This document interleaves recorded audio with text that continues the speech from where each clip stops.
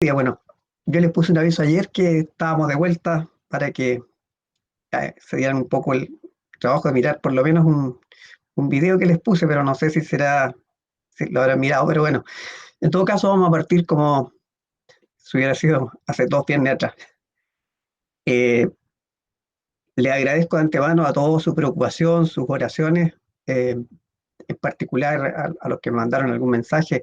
La verdad es que para mí fue tan sorpresivo para ustedes porque empecé a sentirme mal el día sábado, que caminé toda la noche por el dolor. El domingo, como era domingo, no se me calmó un poco y no vi médico. Recién consiguió el miércoles. El jueves me hicieron exámenes y a los pocos ratos de hacerme el examen me citaron inmediatamente a una cirugía. Así que fue sorpresivo y rápido todo. Pero fue mejor porque así uno no alcanza a asustarse. Pero en realidad era como de película el llegar a la urgencia, que nadie más puede entrar, que están todos con esas bolsas, los médicos, la enfermera, porque además te toman como que vienes con sospecha de coronavirus, entonces hasta que no te hacen el examen, el PCR, no se sacan sus trajes. Así que poco antes de la intervención no vi a una persona que sin máscara por lo menos, y fue todo rápido. Así que fue una intervención de urgencia, pero ya estamos recuperados, así que le agradezco su preocupación. Y espero que no hayan lamentado demasiado mi ausencia. Vamos a intentar recuperar algo del tiempo, pero obvio que vamos a partir en lo que quedamos. Si recuerdan, lo que estábamos revisando tenía que ver con cómo la ilustración como fenómeno del siglo XVIII influye en los acontecimientos posteriores que van a ser puras revoluciones. Porque la unidad que íbamos a empezar tiene que ver con la era de las revoluciones, que son varias. Revoluciones políticas, revoluciones tecnológicas, revoluciones demográficas, revoluciones incluso en las formas de producir y trabajar. Así es que voy a retroceder a lo que habíamos visto la última vez, en una pasada rápida, unos documentos que eran unas fuentes que yo se las publiqué, bueno, a los que vienen llegando ya, de nuevo mis agradecimientos por su preocupación y decirles que les subí un video corto de la Revolución Francesa para que vieran un poco lo que íbamos a empezar a ver, pero vamos a ir volver un poco atrás a lo que fue la ilustración y sus efectos. Entonces les voy a eh, compartir una presentación para que en el fondo nos va a servir para repasar y conectarnos, porque han sido muchos días y cuando pasan muchos días la gente obviamente se olvida eh, de qué estábamos hablando. Bueno, vamos a recordar entonces a través de unos documentos que estábamos viendo estas ideas de base de este proceso de revolución. Bueno, no se lo mostré así, pero sino como un texto nomás, ¿cierto? Eh, la idea es que con estos pequeños textos, con algunas preguntas que ya las habíamos visto, así que no va a ser tanta novedad, podamos eh, ponernos de nuevo al día. Así que la idea es revisar contenidos a través de fuentes, que son documentos escritos en la época, y ahí ven esa imagen que ilustra un poco el contexto, que tiene que ver con una ilustración un poco fantástica, ahí, pero de la toma de la Bastilla. ¿Por qué? Porque todo el proceso de las ideas ilustradas, todas estas ideas nuevas en política, en economía, en sociedad, este cuestionamiento incluso de la religión, que está al lado de la idea ilustrada, del pensamiento del siglo XVIII, el racionalismo nos va a llevar a que se produzca un gran cambio que marca el inicio de la época contemporánea. Bueno, eh, este era uno de los documentos para ver cómo en textos de la época se fundamentaba o se explicaba el tema del absolutismo. Mm, Lo voy a leer rápido porque, como digo, esto no es nada nuevo para ustedes, pero la idea era recordar conceptos. Dios establece a los reyes como sus ministros y reina a través de ellos. Actúan, pues, como ministros de Dios y son sus lugares tenientes en la tierra. Sin autoridad absoluta, el rey no podría hacer el bien ni reprimir el mal. Es preciso que su poder sea tal que nadie pueda escapar a él. Cuando el príncipe ha juzgado, ya no hay otro juicio. Los juicios soberanos se atribuyen a Dios mismo. Cuando Josafat estableció jueces para el pueblo, dijo: no juzguéis en nombre de los hombres, sino en nombre de Dios. Solo Dios puede juzgar puede juzgar sus juicios y sus personas. Bueno, este texto aparentemente mezcla la religión con la política, ¿cierto? Y corresponde a un texto que es de 1682. Entonces, bueno, hay varias preguntas. Eh, no sé si para empezar a que ustedes también participen, me pueden ir dando una respuesta a cada una, a la letra A, ¿cuál sería la idea aquí? ¿Cuál es la idea central? ¿Alguien que quiera contestar?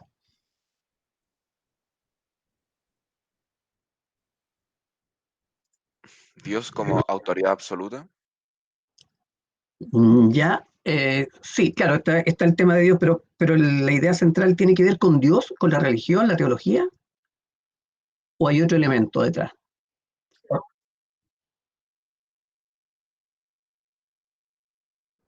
Ya, o sea, claramente estamos hablando de una especie de ensayo de naturaleza política, ¿cierto? Ese es el contexto. O sea, se está buscando justificar de alguna manera el absolutismo y como argumento se está utilizando la Biblia. Se fijan ahí, Crónicas 19:6. ¿Ya? Entonces, la idea central es la justificación del absolutismo. Y la respuesta a la letra B sale casi junto con lo anterior, ¿cierto? ¿De qué tipo de texto se trata? Lo acabo de decir yo. ¿Qué tipo de texto es? Es un ensayo de naturaleza política. Y también ya respondí a esto cuando di de qué fecha era, pero ¿cuál sería el contexto temporal de estas ideas? ¿Qué siglo? ¿De qué época son estas ideas? Alternativas, siglo XVII, XVIII o XIX.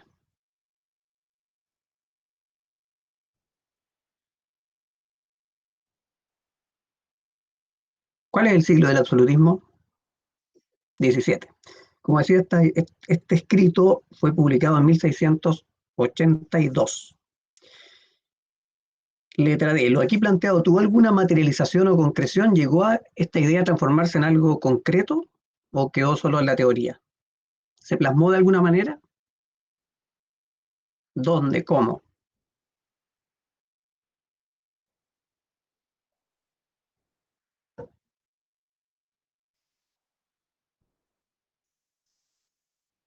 ¿Qué dicen? ¿Se tradujo en algo esto o quedó solo como un texto? Así es, funcionan las monarquías, según yo. ¿Y qué monarquía en particular responde exactamente a lo que aquí se está diciendo y fundamenta todo su poder en esta idea? ¿De qué país? ¿Qué rey? ¿En qué momento?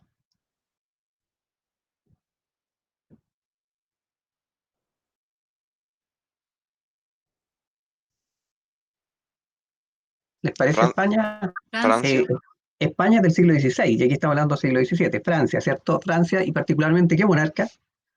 Luis.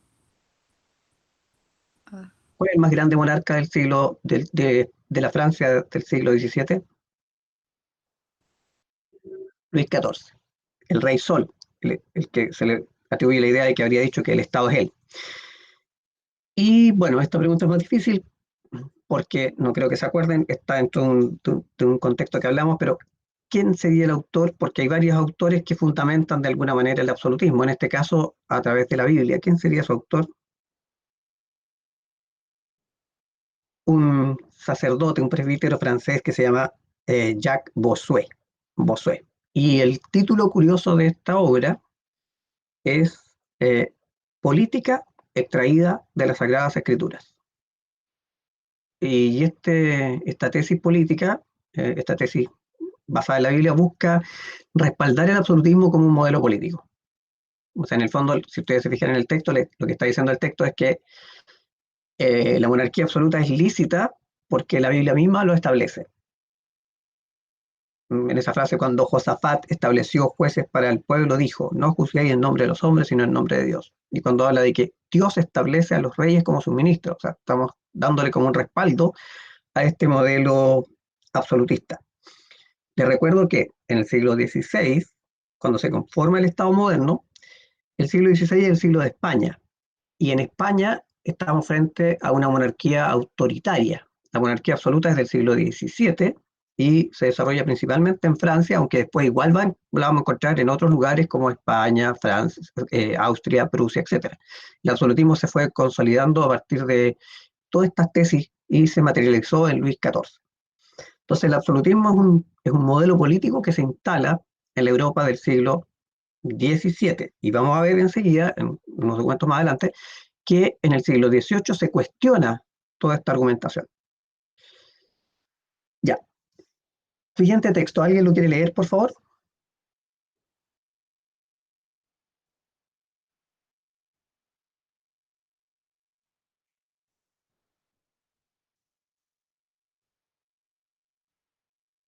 ¿No hay nadie que quiera colaborar?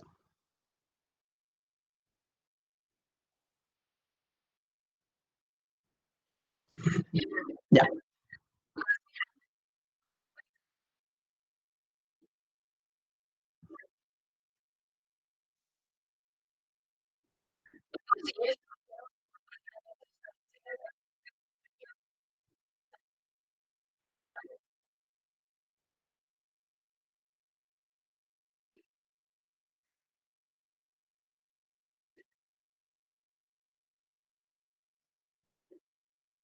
ya. Aquí hay varios conceptos previos antes de entrar a analizarlo. Por ejemplo, eh, podemos ver que se hace una comparación entre importar e exportar, o sea, está hablándose de la balanza de pago, la balanza comercial.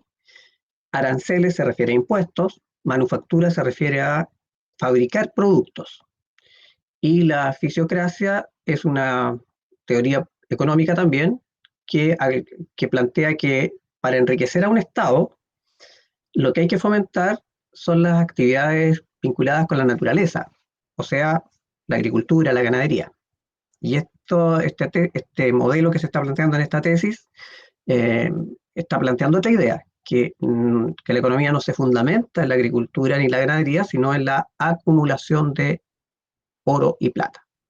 ¿Ya? Entonces, este documento es de la misma época, en realidad no es una fuente primaria, es una fuente secundaria porque está interpretando algo que ocurrió en esa época y corresponde a las ideas que fueron planteadas, sostenidas y llevadas a la práctica por Juan Bautista Colbert.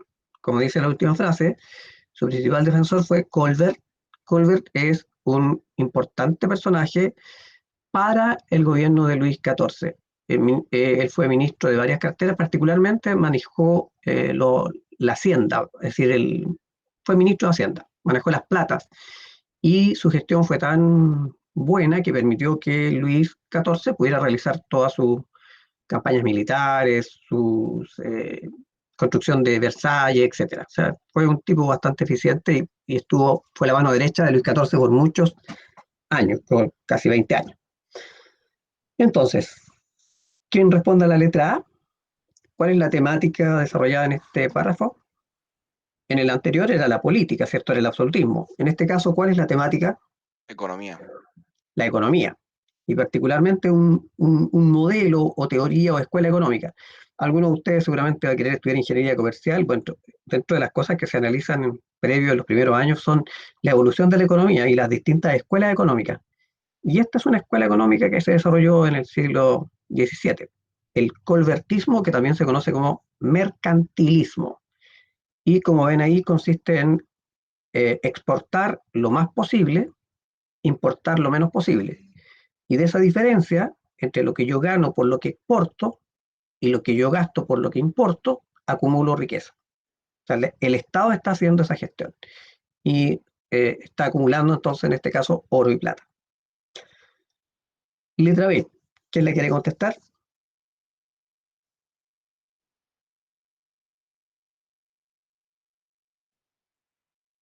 dónde, cuándo se desarrollaron este modelo económico.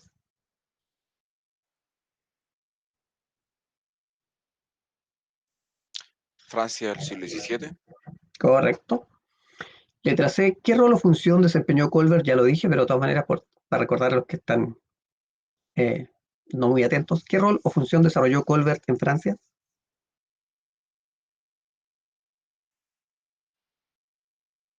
Ministro de Hacienda.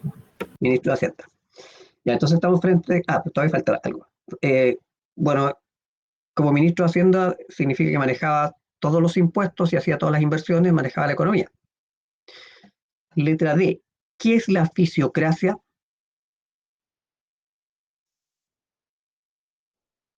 Que la economía no sea regulada por el Estado. ¿Es con regulación o...? Porque mira, de lo que estamos hablando aquí es de cómo se acumula la riqueza. La tesis de Colbert es que la riqueza se acumula exportando más, importando menos. Y esa diferencia es la que sirve para respaldar la gestión del Estado. Y aquí dice, al contrario de la fisiocracia, mira, la frase completa, al contrario de la fisiocracia, coma, defendía que la economía debía estar regulada por el Estado. ¿Es la fisiocracia la que plantea la regulación estatal No, o por es eso el dije que Colbert? no debería.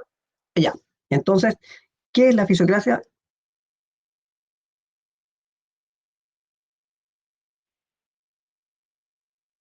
Es otra escuela económica, es otro modelo, es otra, podríamos decir, otra doctrina económica que postula que el Estado no debe intervenir mucho y que la economía debe sustentarse sobre la base de la producción. ¿Qué producción? Agrícola, ganadera. Viene de fisiología, vida. Entonces la fisiocracia postula que en el fondo el, el Estado no tiene que ser el interventor de la economía, pero sí debe promover actividades como la agricultura y la ganadería para que la gente pueda tener alguna holgura económica, para desarrollar la economía. Entonces, aquí hay dos escuelas económicas, la fisiocracia, que es anterior, ¿cierto? Viene de antes, siglo XVI, y el colbertismo mercantilismo, que sería del siglo XVII. Y así fueron surgiendo otras hasta llegar al liberalismo después y al modelo que tenemos nosotros hoy día acá en Chile. Pues hoy día nosotros tenemos una economía social de mercado que es neoliberal. ¿No? ¿Con cuál de las dos estaría más cerca el modelo económico chileno? ¿Al fisiocratismo o al mercantilismo? Mercantilismo. Porque el mercantilismo postula que el Estado regula y Ah, no, controla. perdón, al revés, al revés, al revés. Ya, estaríamos más cerca del fisiocratismo, y de hecho nosotros, ¿cierto? Nuestra economía se basa en la exportación de recursos naturales, la minería, los productos del agro, las frutas, ¿ya? Entonces, pero no es lo mismo, ¿eh? Porque hoy día estamos en una economía más liberal, ¿cierto? Donde el Estado solo es un regulador y se promueve en la exportación y otras cosas, pero bueno, pero está más cerca de la fisiocracia que del colbertismo. Entonces, lo que quiero que quede claro que aquí este texto nos permite hablar de dos modelos económicos. El que existía, que es la fisiocracia, que postula un cierto liberalismo y la- el estímulo para la agricultura y la ganadería, y el mercantilismo, que es como una especie de control estatal de lo que se vende y compra para acumular riqueza, para que el Estado pueda hacer acciones, pero desde la perspectiva del Estado, no de los particulares. Letra E. ¿Cómo responden a esa pregunta?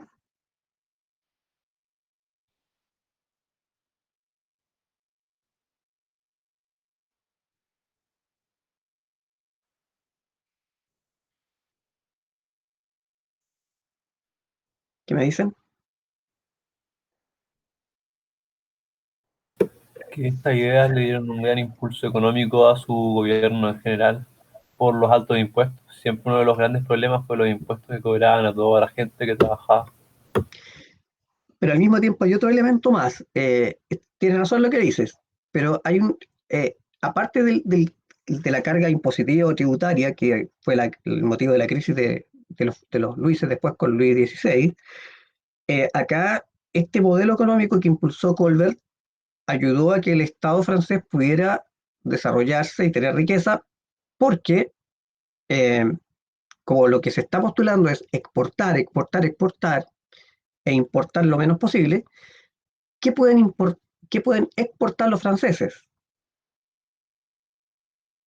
Entonces, para resolver eso hay que inventar, hay que buscar qué manufacturas crear. Y eso llevó a que Francia entonces impulsara la industria vinculada con, por ejemplo, con la moda, con las telas, con las pelucas, con los perfumes, de ahí viene esa época de los perfumes.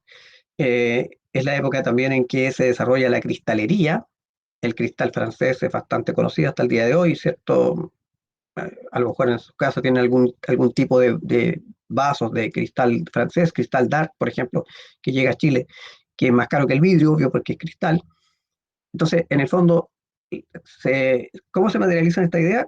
Con el desarrollo de la industria y la manufactura, especialmente de artículos de lujo, que van a ser caros porque son apetecibles y porque en el tema del lujo siempre hay una rentabilidad mayor.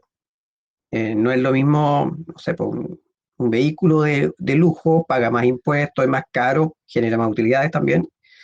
Entonces, esta idea se materializa en el desarrollo de una industria manufacturera de exportación de productos de lujo y aporta al gobierno francés los suficientes ingresos para que pueda realizar todos sus proyectos. Como decía, las campañas militares, que fueron muchas, la construcción del Palacio de Versalles. Entre las campañas militares tenemos cómo, cómo Luis XIV se involucra en España en un tema sucesorio y se mete en una guerra de sucesión que duró varios años y logra poner en España a un rey de origen Borbón porque los Habsburgo, el rey Habsburgo que había fallecido, no tenía heredero. Entonces, fueron muchas las intervenciones de los franceses en Europa con sus fuerzas militares durante la época de Luis XIV, y para eso se necesita mucha plata. Estamos moviendo un ejército, hay muchos recursos de por medio. Ya, vamos al tercer texto. ¿Alguien que lo quiera leer, por favor?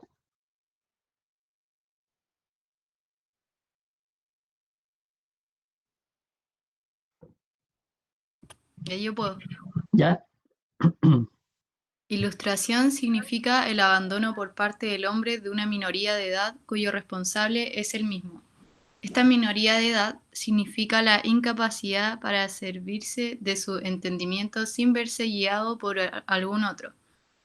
Uno mismo es el culpable de dicha minoría de edad cuando su causa no reside en la falta de entendimiento, sino en la falta ay, me perdí. La Resolución. falta de resolución y valor para servirse del suyo propio sin la guía de algún otro. Sapere aude, ten valor para servirte de tu propio entendimiento. Tal es el lema de la ilustración. Y aquí estamos frente a un texto que es una fuente primaria, que fue escrito en 1750, 1780, 84 por ahí, y este, estas ideas son propias del siglo XVIII y van a significar todo un cambio que explica la realidad nuestra hoy día. La ilustración fue un cuestionamiento general de todo, pero aquí este es el inicio, el prólogo del texto, eh, y la idea es que ustedes vayan descubriendo a través de este pequeño párrafo tan corto respuesta a las preguntas que están ahí. ¿Cuál es el contexto espacio-temporal de estas ideas? ¿Dónde y cuándo? Ya les di el dato de cuándo. ¿Alguien quiere contestar?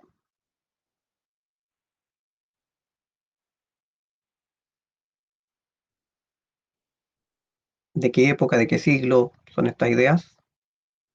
¿Dónde se habría escrito este texto? La expresión en latín, sapere aude, en realidad porque estaba de moda el tema de la recuperación del latín, ¿no? Pero no es que no tiene que ver con Roma. ¿Cuál es el contexto espacio-temporal de estas ideas? ¿Dónde, cuándo?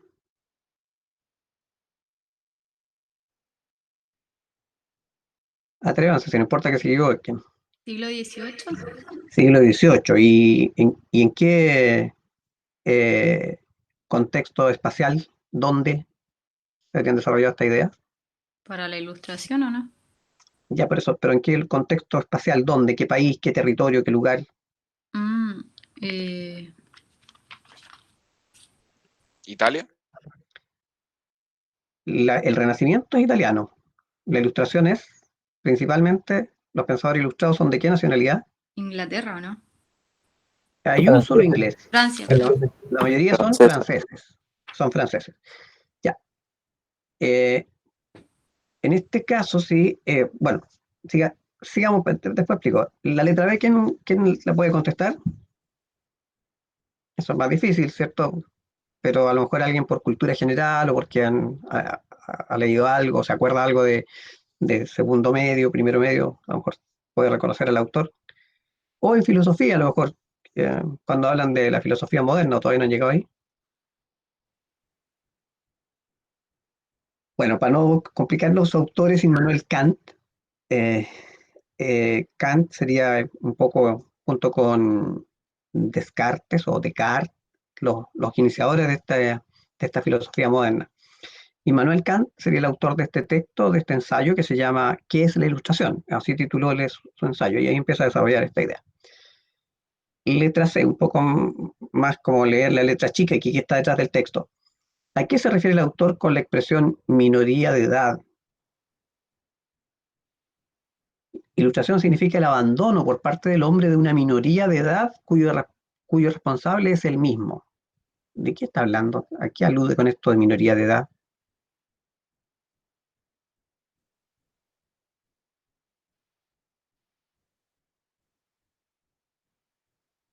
Esta minoría de edad significa la incapacidad de servirse de su entendimiento sin verse guiado por algún otro. ¿Y eso qué implica?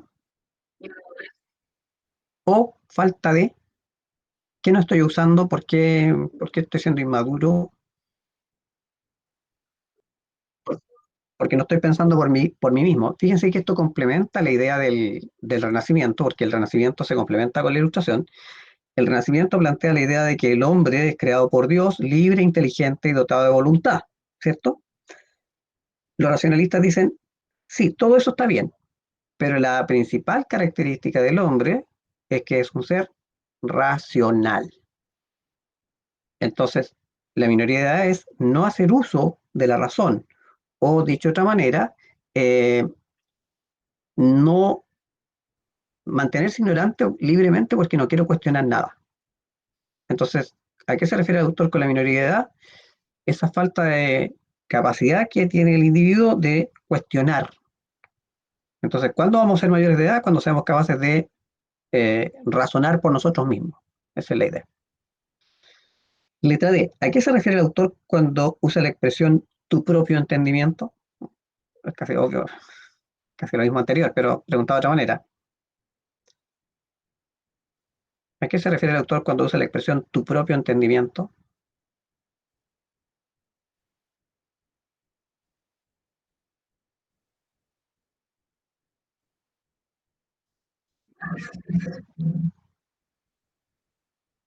A ver, ¿lo puedes ampliar un poquito?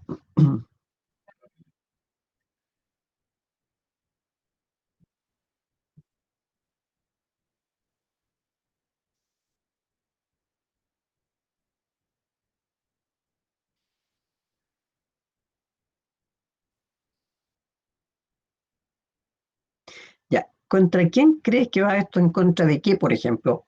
¿A quién afectan esta idea en términos de poner en jaque o cuestionar lo que estaba sostenido por siglos?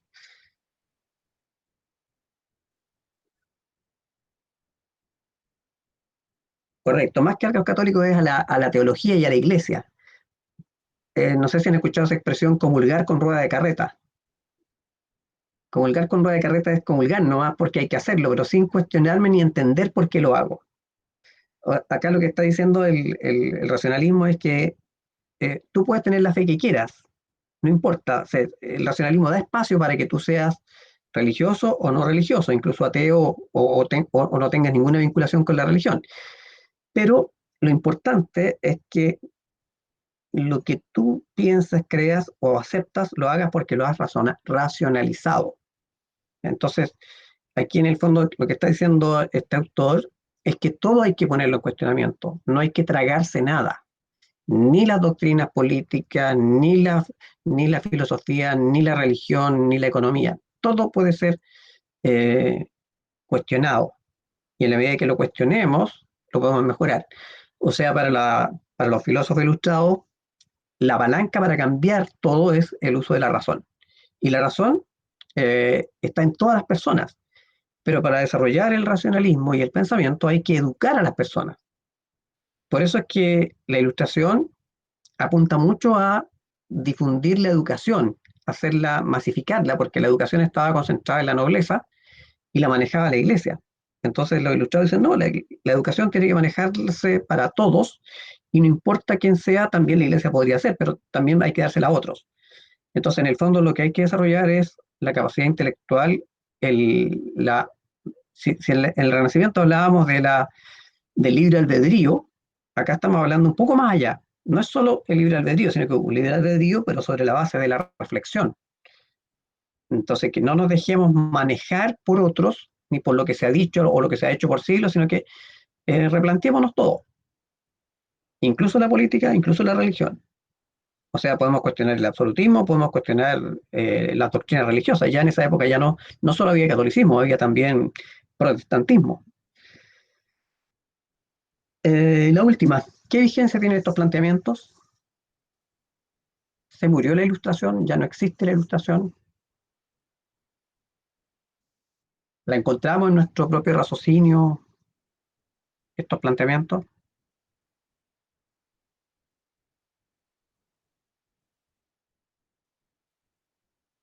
Porque cuando veíamos el Renacimiento, veíamos que las ideas renacentistas son el fundamento del humanismo. Y el humanismo, por ejemplo, ¿qué más humanista que la educación? Y lo que estamos haciendo.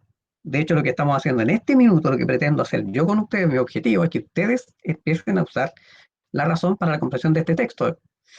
Entonces, ¿están vigentes estos planteamientos o se murieron ya?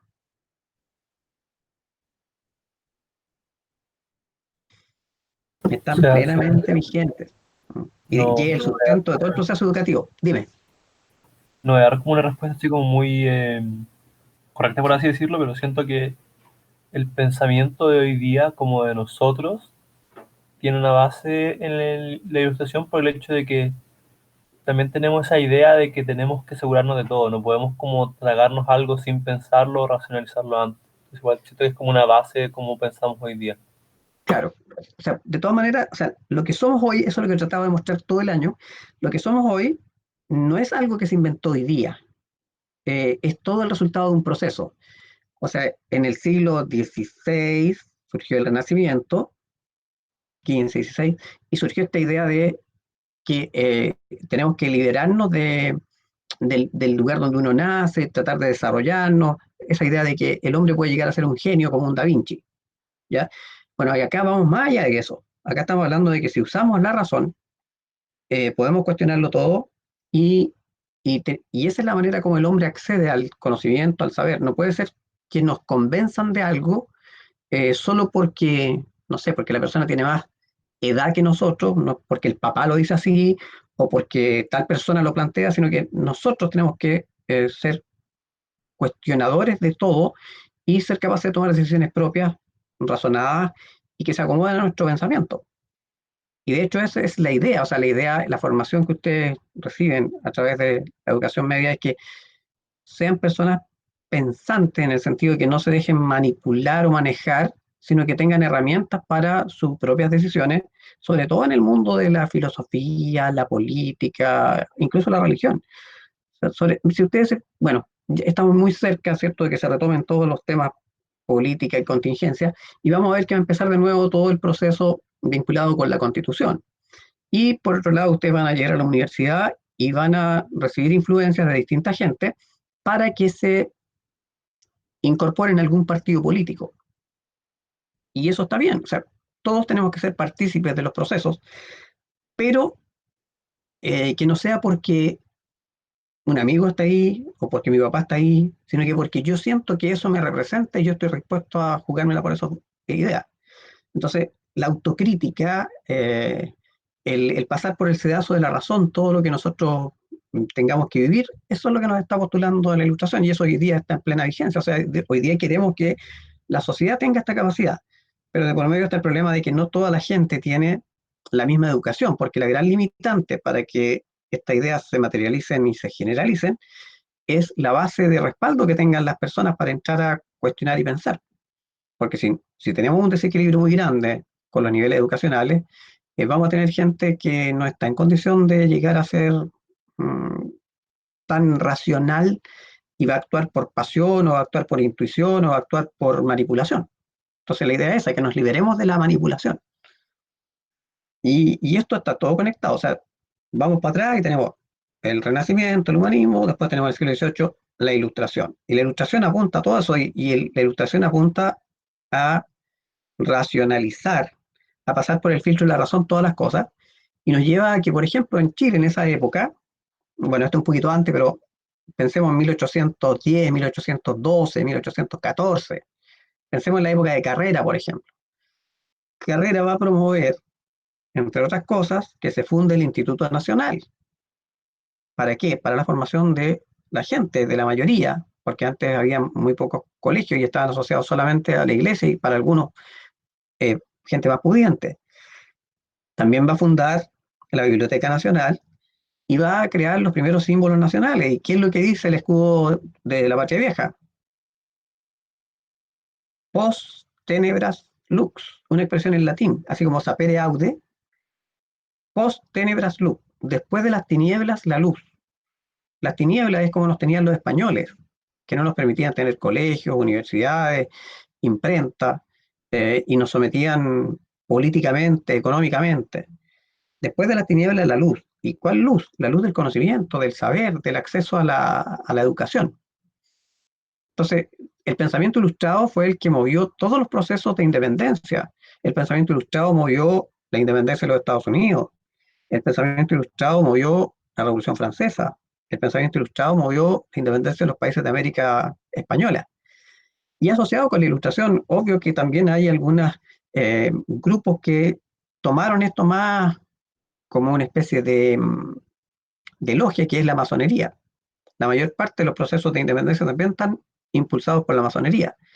La masonería está presente en todo el proceso norteamericano. Si ustedes ven los símbolos hasta la moneda norteamericana, el dólar, tiene símbolos masónicos. Y la masonería surgió en la Edad Media y en el siglo XVIII alcanzó un gran auge, pero tuvo que hacerlo como muy clandestino o privadamente, y por eso aparece como un grupo así, como una secta. Pero la masonería no es una religión, es una postura filosófica que tiene harto de ilustración. Bueno, sigamos. ¿Alguien que quiere leer acá, por favor?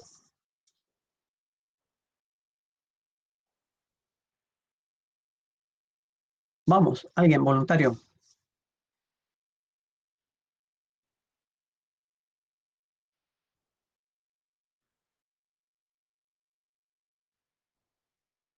¿No hay nadie?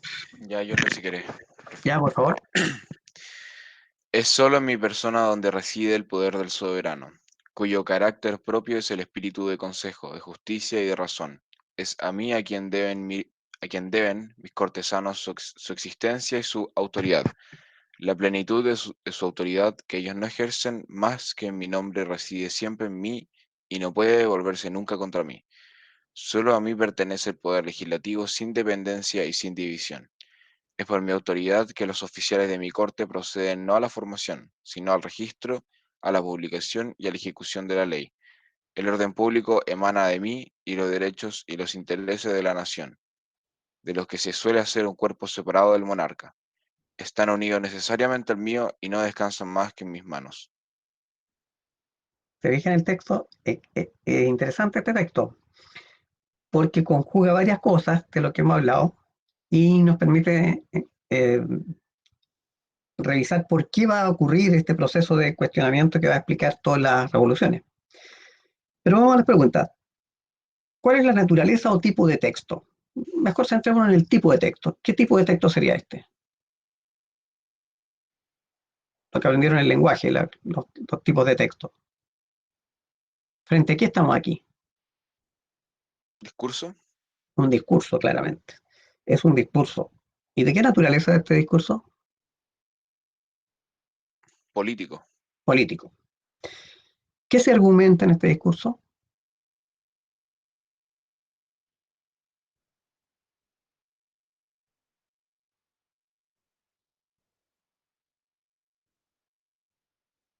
¿Cuál es la gran idea que está en este discurso? ¿Qué se quiere decir, dejar claro?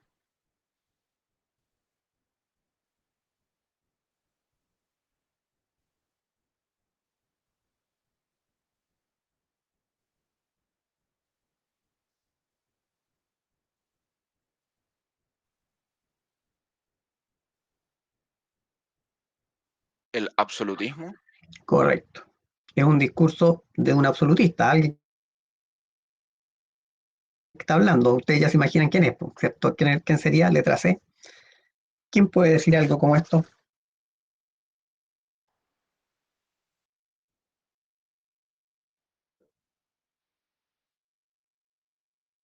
¿Qué rey? Luis XIV. Luis XIV. Este es un discurso que Luis XIV hizo frente al Parlamento francés en 1661. Y ahí dejó claro ya que él era todo. De este discurso sale esta expresión, que no está en el discurso, pero se extrae, l'état c'est moi, es decir, el Estado soy yo. Así como cuando hablábamos del príncipe Maquiavelo decíamos eh, que Maquiavelo lo que dice es que el fin justifica los medios, pero en ninguna parte del libro de Maquiavelo dice el fin justifica los medios, pero es una deducción, ¿cierto?, para simplificar o sintetizar su idea. Aquí de este discurso de Luis XIV se deduce, ¿cierto?, se extrae la idea de que lo que está diciendo este caballero, que él es el Estado, no hay nadie más. O sea, Francia, mi Francia, tiene un rey, una ley y una fe. Yo soy Francia, y Francia no es nada sin mí. Claramente este es un manifiesto muy claro de lo que el rey siente, que él representa y lo que es el absolutismo. Letra D. ¿A qué circunstancia o momento? Bueno, ya lo dije, estamos hablando de 1661, en la época del mayor apogeo de Luis XIV. Luis XIV nació en 1638 y murió en 1715, gobernó muchos años. Y en 1661 fue cuando hizo este discurso, cuando ya estaba claro de que él quería gobernar solo. ¿Alguien iba a aportar algo? Yo quiero hacer una pregunta, profe. ¿Sí? Que como que el texto, pero igual como que se centra solo en el poder legislativo en cierta parte. Pero mira, fíjate, dice, es solo en mi persona donde reside el poder del soberano. Ya, ahí está hablando del Ejecutivo, Sí, el poder del soberano. Después habla del judicial y o sea, toma los tres poderes. Pero a ver, aquí para que quede más claro, este texto es de 1661, por lo tanto todavía nadie ha planteado la idea de la separación de poderes.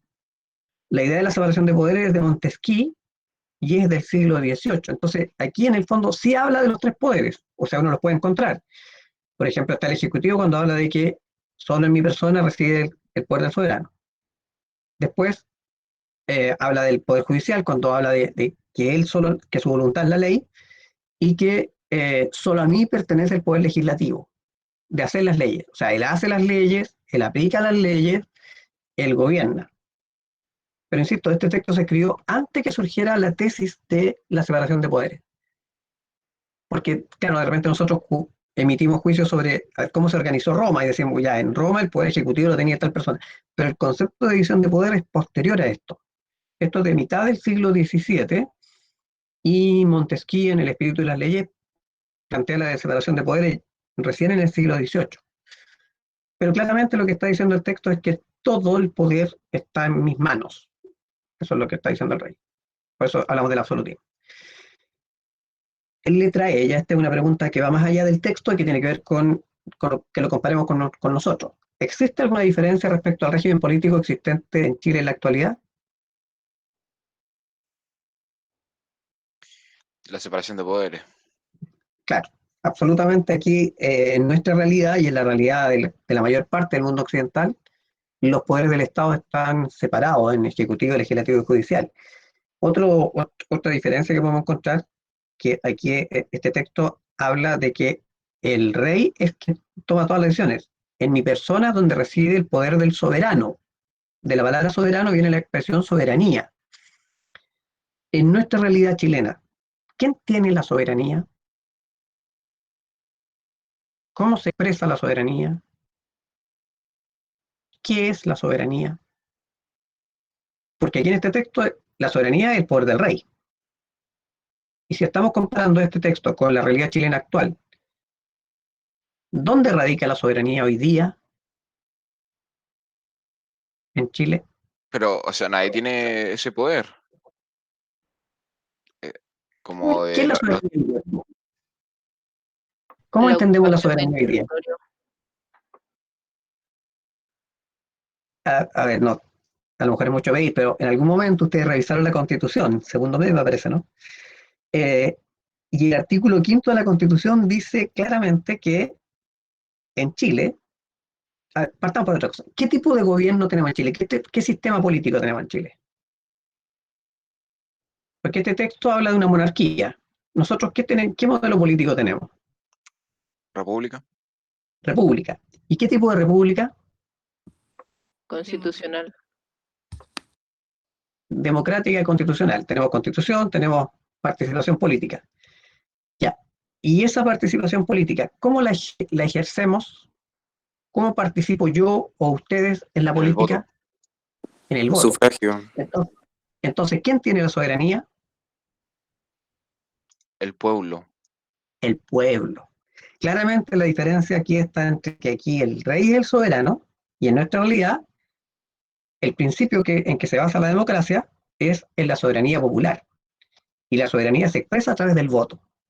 Entonces el artículo quinto de la Constitución dice que en nuestra república, en Chile, la soberanía reside en la nación. Y la nación delega este ejercicio en las autoridades legalmente constituidas. ¿Cuáles son esas autoridades? El presidente de la República y los parlamentarios. Por lo tanto, entonces, cuando nosotros ejercemos el derecho a voto, estamos ejerciendo la soberanía y le estamos transfiriendo el poder de gobernar o el poder de legislar a distintas personas. Lo que no transferimos nunca y no está contemplado en nuestra Constitución es el poder judicial. El poder judicial es autónomo, es una estructura distinta, no se elige a los jueces, no se elige a los ministros de la Corte. El presidente de la República y el Congreso sí pueden, dentro de una terna o de una quina, elegir al presidente de la Corte de Apelaciones, o a la Corte Suprema, perdón. Ya, entonces, claramente, el modelo político del que estamos hablando acá, el absolutismo, y el modelo político que nosotros tenemos es una república democrática donde la soberanía reside en la nación. Siempre estamos tratando, hoy, en mi intención, ¿cierto?, de todo el año, que ustedes comprendan la realidad a partir de la historia. O sea, que la historia no es cultura general, sino que el conocimiento de la historia sea una herramienta para que ustedes comprendan y valoren lo que tenemos y lo que hemos podido hacer como sociedad. Nos falta mucho, obviamente. Y por eso, en el fondo, yo les estoy entregando como en una carrera de postas qué es lo que falta por hacer y a su generación les va a tocar hacer esa pega. Se avanza lento en la historia. Ustedes se fijan que la naturaleza humana no cambia mucho y cuestan los cambios. Ya, vamos al siguiente. Un poco más largo. ¿Alguien que quiera leer, por favor?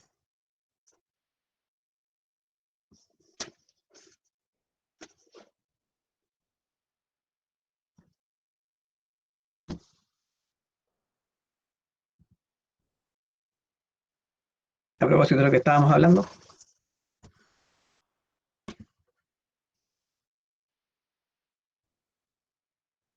Como dice el cuento de la gallinita, lo haré yo.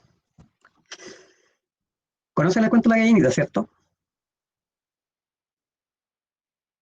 ¿No? ¿Cuál, profe? Que se cortó. Que como estoy pidiendo que alguien lea y nadie lo quiere hacer, digo, lo haré yo, dijo la gallinita. Aquí hay un cuento muy sencillo, muy simple, que habla de este tema de que había una carretera por la que pasaban muchos camiones y en un momento determinado pasó un camión con trigo y con el movimiento cayó trigo en la carretera. Entonces una gallina dice, oh, miren, cayó trigo en el camino, ¿quién quiere ir a recogerlo para que podamos hacer pan? Entonces, no tengo ganas, no tengo tiempo, no, qué lata. Entonces la niñita dice, bueno, ya lo haré yo. Ya, recoge el trigo, lo trae. Luego dice, bueno, este trigo ahora hay que molerlo para que podamos hacer pan y comer un rico dulce, un postre. ¿Quién quiere ayudarme? No, qué lata, que están moliendo, que no, que estoy cansado. Está bien, dice la gallinita, lo haré yo. Bueno, finalmente tiene la harina, hace el pan, lo pone en el horno y empieza a salir un rico olor a pan amasado. Entonces, dice, bueno, el pan está listo. Eh, ¿Quién quiere comer? Todos. No, dice la gallinita, lo haré yo. Entonces, bueno, como ustedes no quieren leer, lo haré yo. Bueno, dice, en cada estado hay 3 clases de poderes. El legislativo, el ejecutivo de las cosas pertenecientes al derecho de gentes y el ejecutivo de las que pertenecen al civil, judicial. Por el primero, el príncipe o el magistrado hace las leyes para cierto tiempo o para siempre y corrige o deroga las que están hechas. Por el segundo, hace la paz o la guerra, envía o recibe embajadores, establece la seguridad y previene las invasiones. Y por el tercero, castiga los crímenes o decide las contiendas de los particulares. Este último se llamará Poder Judicial. Y el otro, el segundo, simplemente Poder Ejecutivo del Estado.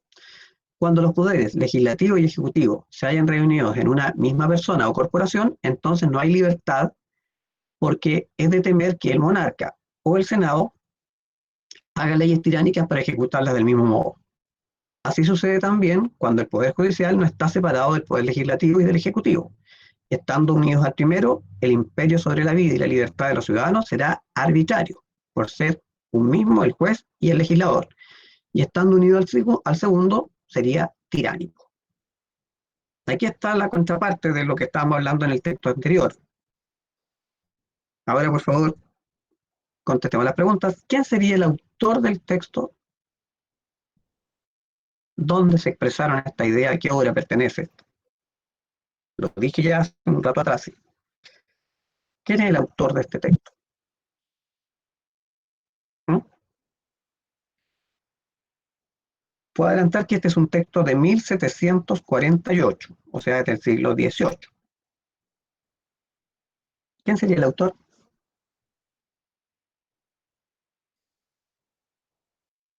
O quizás podemos agregar una pregunta más, la pregunta obvia. ¿Cuál es la idea central del texto? ¿Cuál es el foco?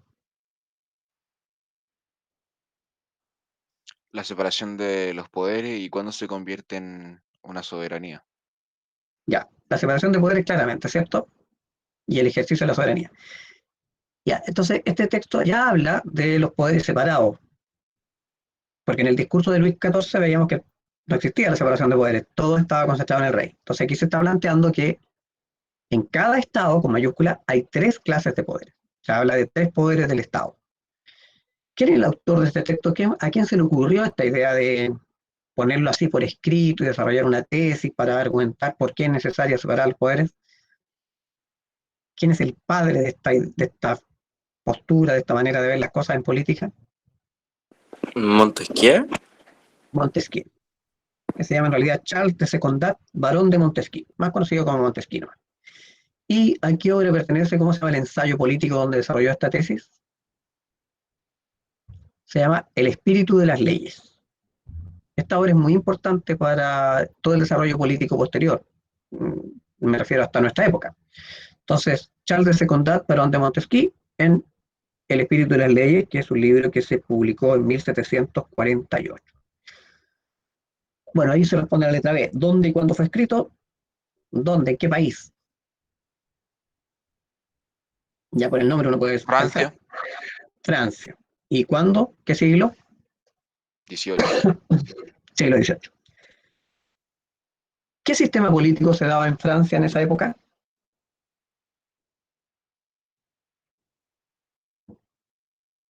Una monarquía ¿Qué tipo de monarquía? absolutista. Absolutista. Claramente entonces aquí este es un cuestionamiento al modelo político que había impulsado y había puesto en funcionamiento Luis XIV. Pero ya Luis XIV ya no está. Luis XV, Luis XVI, ya hemos superado ya a Luis XIV, pero siguen siendo monarcas absolutos los que siguen en el poder. ¿A Profe, quién corresponde? ¿en qué año es ¿Sí? la Revolución Francesa? 1789. Ah, ya. Y este texto es de 1748. O sea, todavía nos falta un poquito para llegar a la revolución. Por eso estos son como cómo se va generando este cuestionamiento y cómo se va a llegar finalmente cuando encontremos a un rey débil como Luis XVI a querer cambiar las cosas. Ya. ¿A quién corresponde cada poder? Mirando el texto, vamos si quieren por orden. El Ejecutivo, ¿a quién corresponde? Al presidente. Al presidente, pero en este caso no Pero se se habla de refiere al presidente. contexto de allá. En este contexto, en el texto, pensando en el texto tal cual como está, ¿quién tiene el poder ejecutivo?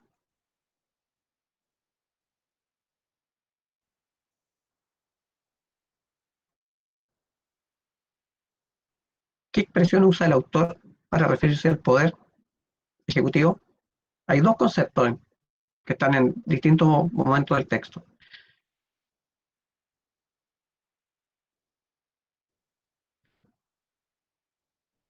¿Quién debiera tener el poder ejecutivo según este texto?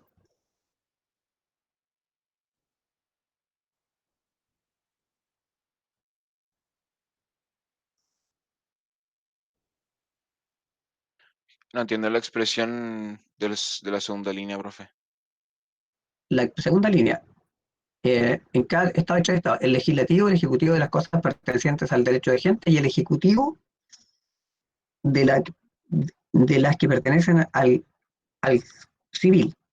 Bueno, por eso dice, por el primero, por el ejecutivo, el príncipe. Hay una primera expresión y después más abajo dice el monarca. Entonces, este texto está escrito en una época en que había una monarquía absoluta. Este autor está planteando aquí que hay que cambiar absolutamente o hay que mantener al rey. ¿Cuál es la postura del autor frente al poder del rey?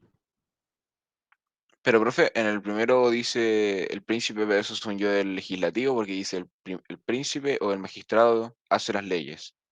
¿Sí? Y el primero el legislativo. Dice, por el primero, el príncipe o el magistrado hace las leyes. Ya, ese es el legislativo, ¿sí? Por el segundo, hace la paz o la guerra. Envía o recibe embajadores. Establece la seguridad o previene la invasión. Ahí está el ejecutivo. El segundo, o sea, el orden en que está puesto aquí en el texto es primero legislativo, después ejecutivo y después judicial. Si quieren lo ordenamos de esa manera, pero está lo mismo. Pero ya, el legislativo, ¿quién lo tiene entonces? ¿Quién hace las leyes? En este texto. Príncipe o magistrado, dice. Por el primero, el príncipe o magistrado hace las leyes para cierto tiempo y corrige o deroga ya. Entonces hay iniciativa de ley para quien está gobernando. ¿Y quién aplica las leyes?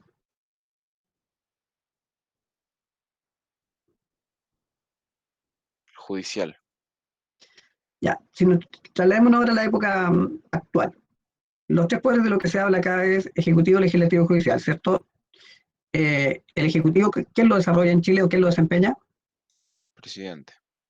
El presidente. El legislativo, El Congreso. el Congreso o Parlamento. Y el judicial, los jueces. La Ya, en Corte el Suprema. contexto de esta época, si nos fijamos en el texto, este autor no está planteando la idea de sacar al rey, está planteando la idea de limitar al rey. ¿Y qué poder le concede al rey?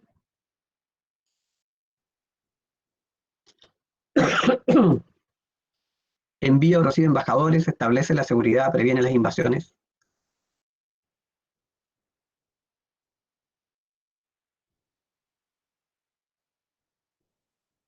A ver, simplifiquémoslo. Ya. ¿Quién gobierna en este texto? ¿Cuál de los poderes el que gobierna? El Ejecutivo. El ejecutivo, en este caso sería el rey. O sea, el rey es el que gobierna. Quien legisla es el parlamento y quien aplica las leyes son los jueces. O sea, están los tres poderes del Estado, pero no está el modelo republicano democrático. O sea, en el fondo lo que está haciendo este autor, porque él, fíjense en el nombre, por eso es que es interesante esto. Charles de Secondat, así se llama, barón de Montesquieu. O sea, él claramente es un aristócrata. Y como es aristócrata y privilegiado, por lo tanto, no le interesa sacar al rey. Lo que le interesa es limitar al rey. O sea, él plantea la idea de los tres poderes, pero sin sacar la monarquía. O sea, Montesquieu no es un republicano, quiere una monarquía constitucional. ¿En qué está pensando Montesquieu? ¿Dónde se dio algo parecido antes? En Roma. No, más cerca en el tiempo. Ah, no sé. Más cerca de En la Francia del República, siglo pero XVIII. no sé. No, ¿dónde hay un rey que tenga un control del parlamento o que exista rey y parlamento a la vez? Inglaterra. En Inglaterra, ¿cierto? O sea, él está pensando en Inglaterra. O sea, ¿por qué no ponemos en Francia un modelo como el parlamentarismo inglés? Entonces, en el fondo, Charles de Secondat, barón de Montesquieu, lo que plantea es la separación de poderes, pero no plantea el fin de la monarquía. Plantea el fin de la monarquía absoluta, pero mantiene al rey, ¿ya? Eh, y la última, que es ya sacándolo del texto, ¿qué pasa cuando los poderes del Estado se hayan reunido en una misma persona? En términos actuales, ¿en qué situación nos encontraríamos si todos los poderes están en manos de una sola persona? Un tirano. Caos. En términos actuales, ¿qué pasaría si cuando alguien concentra todos los poderes? ¿Pasó eso en algún momento en la historia de Chile contemporánea? Hay una dictadura. Eso O no sea, por ejemplo, dictadura. pensemos en el gobierno de 3.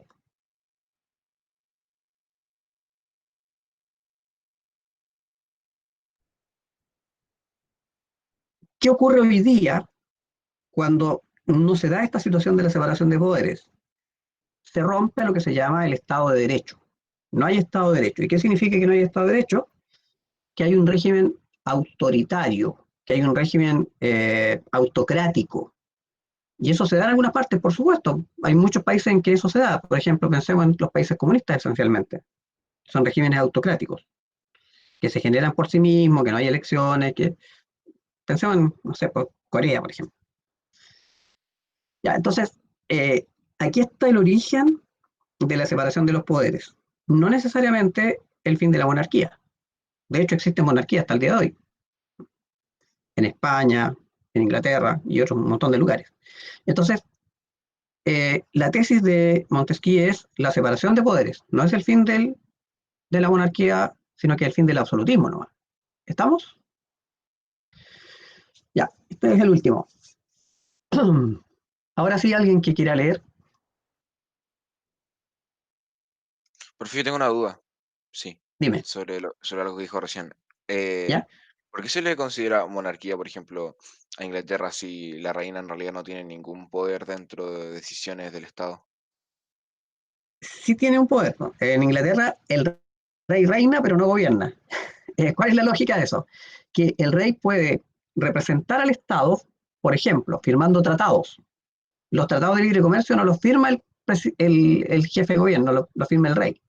La recepción de los embajadores. La verdad es que en el caso inglés, lo que hay es una monarquía parlamentaria. ¿Qué significa esto? Que el rey tiene poco peso, pero la fuerza de la tradición, los ingleses quieren sostener la existencia de este régimen. O sea, el rey es el jefe de Estado, pero no es el jefe del gobierno. Si ustedes vieron la serie, hay esta serie en televisión sobre este tema, The Crown, por ejemplo, es muy interesante ver cómo se maneja esta búsqueda de que no desaparezca la monarquía. Hay muchos en Inglaterra que sostienen y respaldan la monarquía, y existe un partido que incluso quiere eliminar la monarquía. Eh, pero hasta el día de hoy la tradición es más fuerte que las ideas políticas, y ellos todavía sostienen la necesidad de la monarquía. Para ellos el rey representa la nación, representa la unidad. Entonces el rey reina pero no gobierna, ese es el eslogan inglés. ¿Qué significa eso? Que el rey es solo jefe de Estado, pero no jefe de gobierno. En Chile, el presidente Piñera es jefe de Estado y jefe de gobierno. Tiene los dos cargos. Cuando sale, sale como jefe de Estado. ¿Y quién queda como jefe de gobierno? El ministro del Interior. Porque no puede haber un Estado sin gobierno. Entonces, el gobierno, siempre tiene que haber alguien que gobierne. Y por eso en el caso nuestro, el presidente de la República tiene esas dos funciones, jefe de Estado y jefe de gobierno. En Inglaterra, en España y en todos los países donde hay monarquía hoy día, el rey solamente es jefe de Estado, pero no jefe de gobierno. Y por eso es que lo cuidan tanto y lo regulan tanto y lo educan y lo forman para que no cometa errores en lo que va a decir porque está hablando a nombre de la nación. Pensemos, por ejemplo, en la Segunda Guerra Mundial. No sé si han leído o vieron la película del rey que tenía un problema de tartamudez, que había que animar al pueblo para defenderse del ataque nazi, pero faltaba el rey porque el rey había renunciado, porque se casó con una norteamericana divorciada y tuvo que irse, ¿cierto? Entonces quedó el hermano en el poder. Pero el hermano nunca pensó que iba a ser rey, entonces nunca estuvo tan preparado psicológicamente para el cargo. Pero llegado el momento, alguien tenía que mover a la nación para que decidieran ir a luchar contra los ingleses que podían invadir, contra los alemanes que podían invadir Inglaterra. Entonces era imprescindible que el rey hablara, y como el problema del rey era su tartamudez, hubo que hacer todo un proceso con especialistas, qué sé yo, para que finalmente pudiera dirigirse a la nación por radio. El discurso del rey se llama el libro o la película, está en película también. Y ahí se ve cómo todavía, o sea, estamos en el siglo XX y el rey es muy importante en Inglaterra. Hay un dicho inglés que dice que eh, si la reina, a ver, ¿cómo es? Si la reina estornuda, Inglaterra se resfría. O sea, es verdad que es un poder simbólico, pero para los ingleses es muy importante todavía.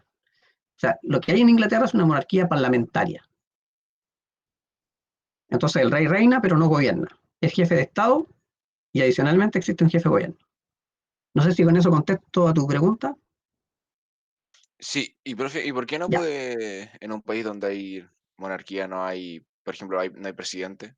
Porque son primer ministro. El presidente es el jefe de gobierno. Tanto en España como en Inglaterra hay un jefe de gobierno que es elegido por las personas. Él Pero cumple el rol de presidente, pero solamente en el ámbito del gobierno, porque como te digo, el presidente de la República, o en el caso nuestro, tiene dos funciones, jefe de Estado y jefe de gobierno. ¿Cuál es la diferencia? El jefe de Estado representa, en este caso a Chile, en cualquier instancia internacional. Por ejemplo, cuando los presidentes salen, no es que salgan a turistear, salen a representarnos a nosotros para firmar acuerdos, por ejemplo, los tratados de libre comercio. Entonces, en el caso nuestro, hay un doble rol del presidente de la República, jefe de Estado y jefe de gobierno. El gobierno se refiere a lo interior y jefe de Estado tiene que ver con las relaciones exteriores. Entonces, en el caso inglés, el rey es solamente jefe de Estado y el jefe de gobierno es como el presidente de la República, pero no tiene la doble función. De hecho, Ya. el jefe de Churchill, por ejemplo, no sale a firmar tratados con Estados Unidos, no tiene autoridad para eso. Esa es la lógica política británica. Ya, vamos a este texto porque nos quedan dos cositas más todavía. ¿Alguien que quiera leer?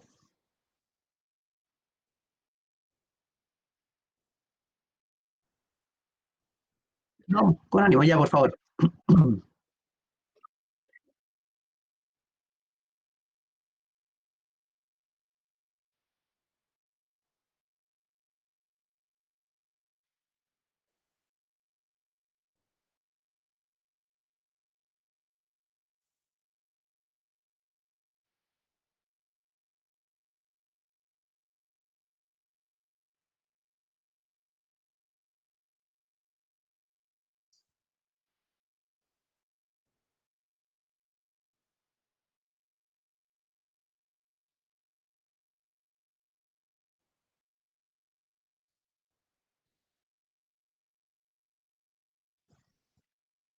Ya, es un curioso texto este. Eh, Antes de entrar a las preguntas, ¿qué tipo de texto se imaginan que es esto? ¿Frente a qué tipo de texto estamos?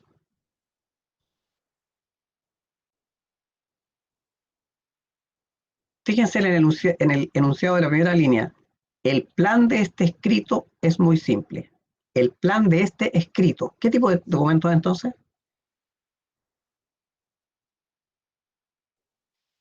Imagínense en el contexto de la época.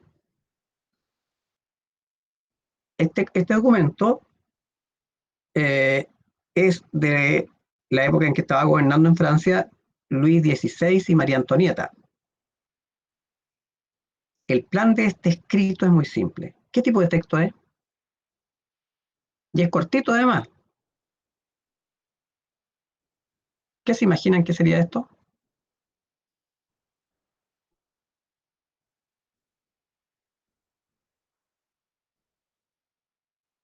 Atrévanse, si no importa equivocarse.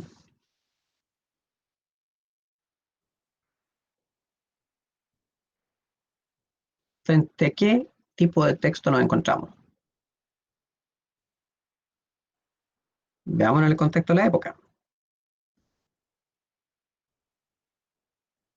¿Está cuestionando algo? ¿Está defendiendo algo? ¿Está haciendo una crítica de algo?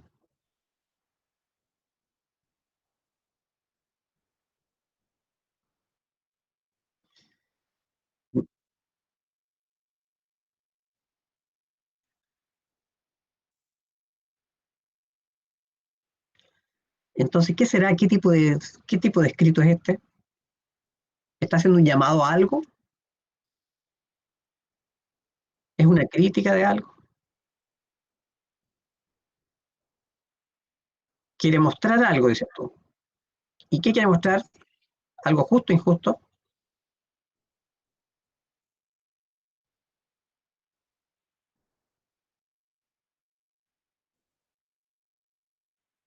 Pero tal como está planteado, así, tal como uno lo lee, ¿está de acuerdo Algo con que las justo. cosas sigan siendo como están?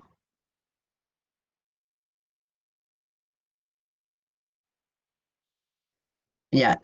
¿Y qué tipo de texto sería este entonces? Este es un escrito, cortito, contundente, con pregunta y respuesta. Ya para que no piensen tanto, no muy temprano parece. Esto es un panfleto subversivo. Este es un panfleto subversivo. Esto circuló manuscrito, uno lo leía, lo copiaba y lo hacía circular porque era clandestino. Ya este es un panfleto. O sea, claramente en qué contexto estamos, qué se está promoviendo, qué se está cuestionando. Vamos a la letra A. ¿Cuál es el contexto temporal y la intencionalidad de las ideas?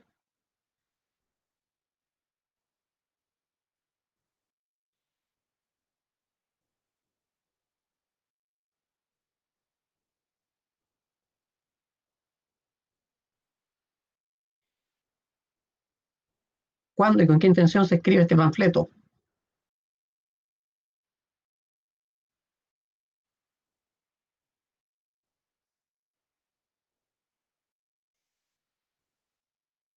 No, no se les ocurre.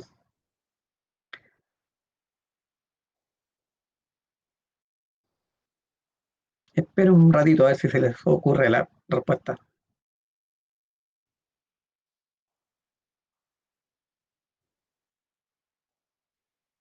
Es previo a la Revolución Francesa, o sea, es la época de Luis XVI. ¿Y cuál es la intencionalidad? ¿Qué intención tiene esto?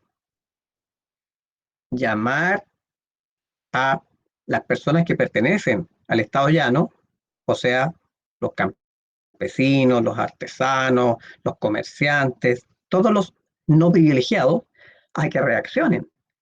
Está haciendo aquí claramente, este es un panfleto subversivo que está llamando a rebelarse, a cuestionar, a pedir un espacio, a reclamar un derecho.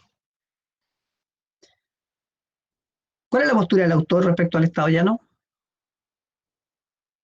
Lo es todo. Lo es todo. O sea, de hecho, estadísticamente es casi el 90% de la población que está sometido a un 3% del clero y al 7% de la nobleza. O sea, eh, claramente el Estado llano es la nación francesa y este Estado llano no es nada, no ha sido nada, quiere llegar a ser algo, está trabado y oprimido. Eh, Y si no existe el orden privilegiado, sería libre y floreciente. O sea, claramente hay que romper las cadenas, porque nosotros somos los que sostenemos Francia. ¿Por qué el autor usa la imagen del brazo encadenado?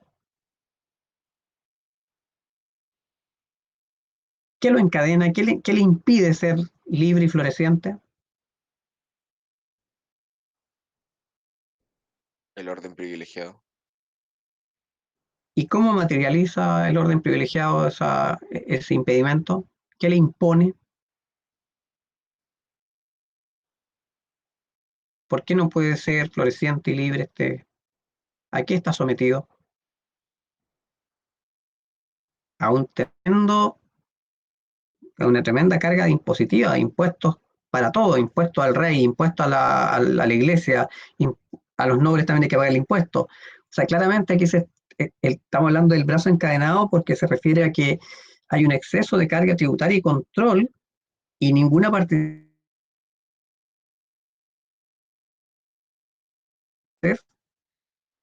están en pésimas condiciones sosteniendo al clero y a la nobleza que viven en jauja, felices y contentos. Ellos no tienen ningún privilegio, ninguna posibilidad. ¿A, a qué se refiere el autor cuando habla del orden privilegiado? A estas dos clases que son las que no pagan impuestos, que tienen todos los privilegios, que viven muy bien. El orden privilegiado sería la nobleza y el clero. Y la última, ¿qué acontecimientos inmediatos inspiraron las ideas que contiene el texto? ¿Sirvió de algo este texto, este panfleto subversivo que fue publicado por un cura, el abate Sieyé? Llama a la revolución. Claro. ¿Con qué documento parecido podríamos compararlo en el caso chileno? También escrito por un cura.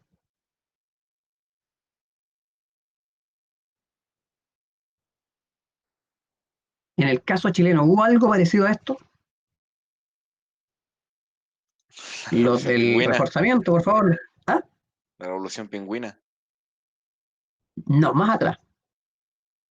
Más atrás.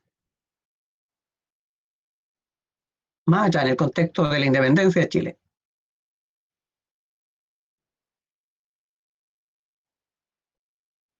Los que van a reforzamiento. Lo analizamos este documento. En el caso chileno, no es el mismo texto, obviamente, pero es muy parecido.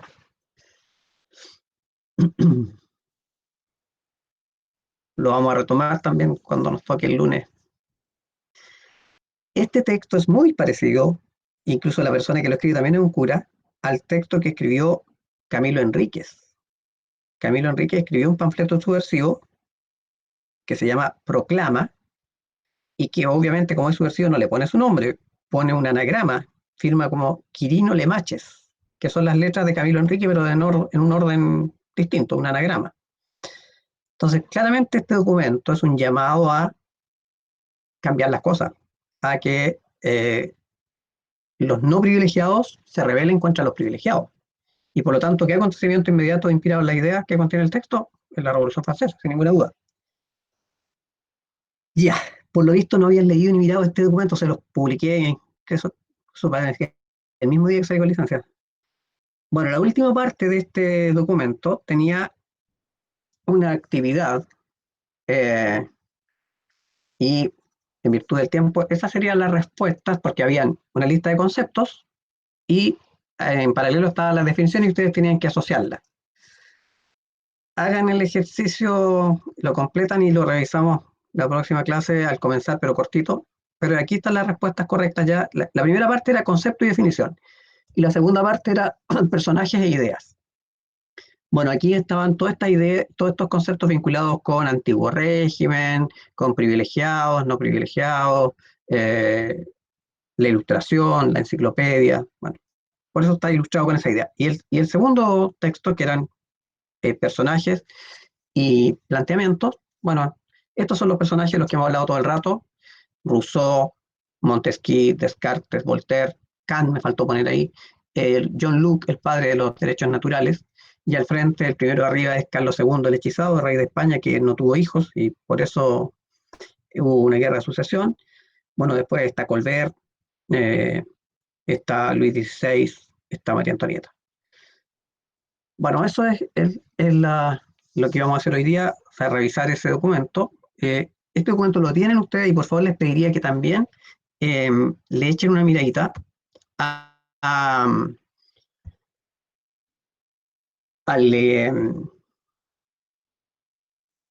¿cómo se llama? Al video que les puse sobre la Revolución Francesa. ¿Lo vieron o no? ¿Alguien lo vio?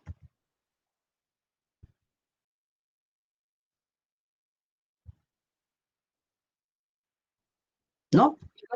¿El video que les puse de la Revolución Francesa lo vieron? Le puse un video cortito que dura 14 minutos. Les pediría que le echen una mirada para que la próxima clase podamos partir con ese tema. ¿Preguntas? ¿Sí? ¿Marco? ¿No? Se quedó con las ganas. ¿No hay ninguna pregunta? A ver, resumiendo entonces lo que quería... ¿cómo va a ser la evaluación? Les voy a mandar, igual que la vez anterior, un desafío que se va a llamar Desafío Era de las Revoluciones, que va a estar centrado en la Revolución Francesa y la Ilustración. Pero me falta ver una pequeña parte de la Revolución Francesa, que sería la próxima clase, y ahí les mando una pequeña pruebita de 20 preguntas con alternativas. Profe, y antes de eso, ¿podría hacer como un pequeño repaso de todo o sería mucho pedir? Pero eso hicimos hoy día, con un repaso de toda la ilustración. O sea, con estos textos lo que yo hice fue ¿Esto es repasar todo, la no? ilustración. No, después viene la Revolución Francesa, que es el video que lo vamos a revisar en la próxima clase. Ya. Y eso sería la evaluación. Yo creo que, mira, no, la evaluación se la pido después de eso, o sea, digamos, en 2 clases más. Porque la Revolución Francesa quisiera, aparte de que ustedes vean el video, yo hice un pequeño PowerPoint para explicárselas y ahí responder todas las preguntas. Entonces, todo lo que tenga que ver con ilustración y Revolución Francesa es lo que vamos a evaluar en un test cortito de 25 preguntas, no más que eso. ¿Ya? Pero échenle una miradita, por favor, tanto al video como al documento este que trabajamos hoy día, donde ustedes tendrían que haber tenido la respuesta a esos textos. Y vean esa segunda parte que es los términos pareados. Ya entonces, caballeros y señoritas, los que no han tomado desayuno pueden ir a desayunar o un pequeño recreo antes que entren en la siguiente clase. Ya. ¿No hay alguna duda más? ¿No?